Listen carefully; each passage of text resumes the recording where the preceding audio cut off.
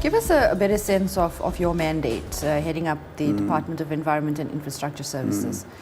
The mandate is, well, firstly, there's the EISD has a core department of of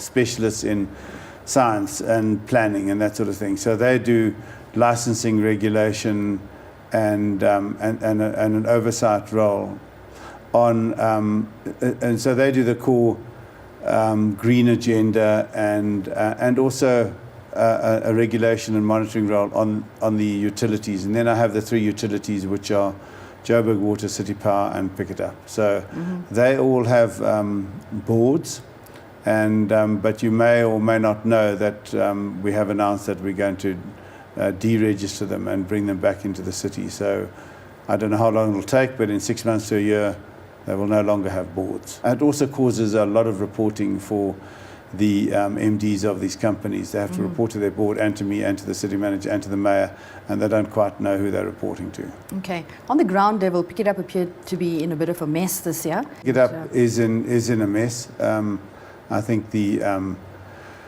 MD of Pick It Up, who has now gone, ran something of a fiefdom there, and there are lots of people which we're not quite sure how the structure works.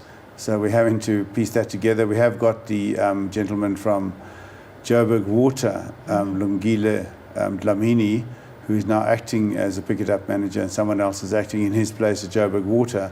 But yeah, I think so. There's an organisational bit of a mess which we've got to sort out. And then in terms of their business model, I'm having a close look at that and how we can maybe change some things to vastly increase the separation at source and to just make, I think, a litter-free Joburg more sustainable. Sure. And by incorporating business in a better way. We're not talking about break it up, pick it up for sale, but I think there are ways of integrating, and so I'm looking at that. Good. Yeah. On the point of water, new water restrictions implemented for Joburg. How serious is the situation? I mean, water supply is always under threat in one way or another.